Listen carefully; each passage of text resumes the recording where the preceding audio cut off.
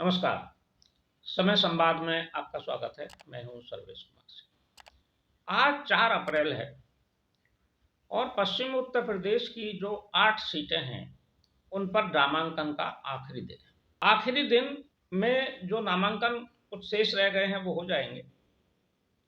पहले चरण के नामांकन पूरे हो चुके हैं, दूसरे चरण के भी माना जाए कि लगभग पूरे हो, यानी कि 16 सीटों के नामांकन प्रक्रिया पूर्ण हो जाएगी आज शाम 3 बजे तक। इन नामांकन में सबसे महत्वपूर्ण बात यह रही कि एक तो टिकटों की अदला बदली बहुत ज्यादा हुई, विशेषकर समाजवादी पार्टी। समाजवादी पार्टी ने कई टिकट बदले इन दोनों चरणों में। मुरादाबाद बदला, बिजनौर बदला और गौतम बुद्ध नगर में टिकट बदला। उसके साथ साथ मेरठ में टिकट बदल दिया। आज चर्चा है कि बागपत में भी टिकट बदल दिया।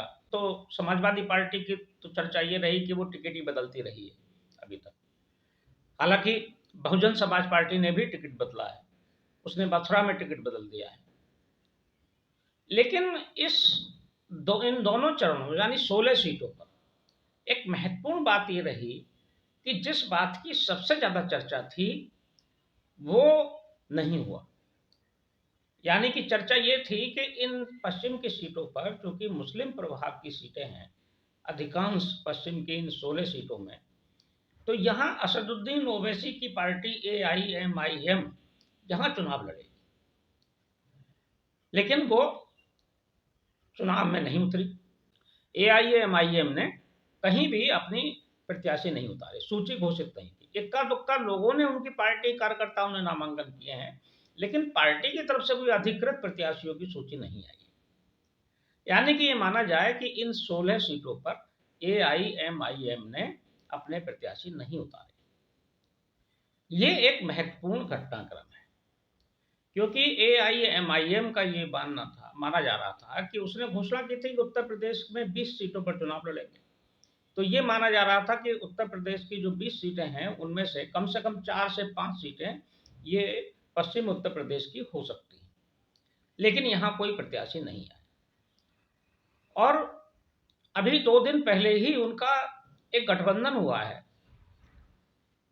पल्लवी पटेल की पार्टी अपना दल कमेराबादी के साथ, और उन्होंने एक नया मोर्चा बनाया है PDM, यानी कि पिछड़ा, दलित और मुस्लिम।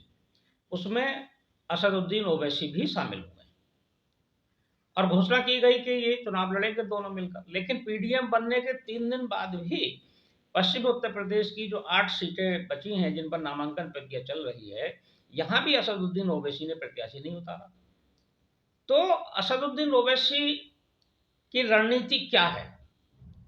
पहले उन पर आरोप लगते रहे कि वो भारतीय जनता पार्टी को फायदा पहुंचाने के लिए चुनाव लड़ते हैं और वोट काटते हैं, और फायदा भारतीय जनता पार्टी को मिल जाता है क्योंकि वो मुस्लिम वोट काटते हैं, मुस्लिम वोट समाजवादी पार्टी के हैं। अब इस बार वो नहीं लड़ रहे हैं इन 16 सीटों पर, तो वो फायदा किसे पहुंचा रहे हैं?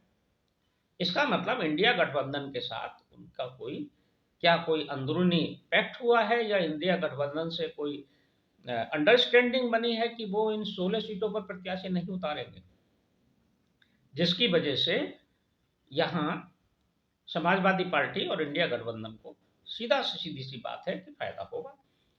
जो भी वोट काटते वो वोट निश्चित रूप से मुस्लिम वोट होते, और मुस्लिम वोट इंडिया गठबंधन के साथ है, इसमें कोई दो राय नहीं। हालांकि कुछ सीटों पर बहुजन समाज पार्टी ने भी मुस्लिम प्रत्याशी उतारे हैं, और वो भी मुस्लिम वोटों की भागीदारी कर रही हैं मुस्लिम वोटों में। लेकिन असदुद्दीन का आने का मतलब ये होता है कि वो एक निश्चित परसेंटेज में वोट काट सकते हैं। उनकी जो तकरीर होती है वो बड़ी ओजस्वी होती है, बड़ी जज्बाती होती है, अपील भी करती है, और वो 2022 का चुनाव लड़ भी चुके हैं उत्तर प्रदेश में।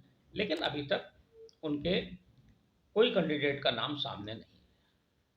तो उनके यहाँ ना आने के क्या मायने हैं पश्चिम की इन 16 सीटों पर, ये कयास लगाए जा रहे हैं। अब इन कयासों में कितना दम है कि उनकी कोई अंडरस्टैंडिंग है इंडिया गठबंधन के साथ, या उन्होंने खुद ही तय किया है कि वो पूर्वांचल की सीटों पर लड़ेंगे, पश्चिम में नहीं लड़ेंगे। जो भी कारण हो, ये आने वाले समय में पता चलेगा। हालांकि फिलहाल तो वो इंडिया गठबंधन को एक तरह से सहयोग कर रहे हैं पश्चिम उत्तर प्रदेश। समय संवाद में आज बस इतना ही। कल फिर मिलेंगे किसी एक खास विषय के साथ। तब तक के लिए मैं सर्वेश कुमार सिंह आपसे विदा लेता हूँ।